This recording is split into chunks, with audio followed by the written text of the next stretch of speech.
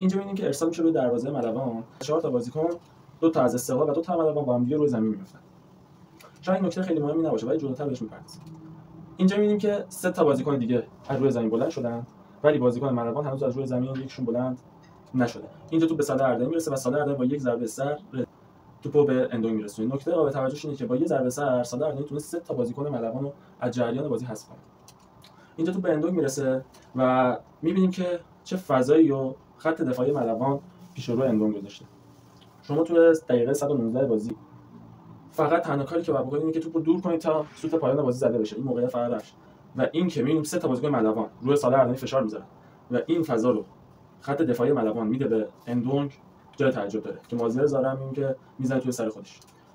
نکته‌ای که خیلی مهمه برتری عددی بازیکن استقلال تو باکس ملوانه. می‌بینیم که 1 2 3 4 5 تا بازیکن استقلال در برابر 1 2 3 4 تا بازیکن ملوان تو باکس. دقیقه 119 بازی توجه داشته باشید، دقیقه 119 بازی استقلال 5-4 داخل محوطه جریمه ملوان و می‌بینیم که این بازیکن هم هنوز روی زمین. حرکت علامت دست به زور چشمی رو توجه کنید که میگه تو این فضا به من پاس بده.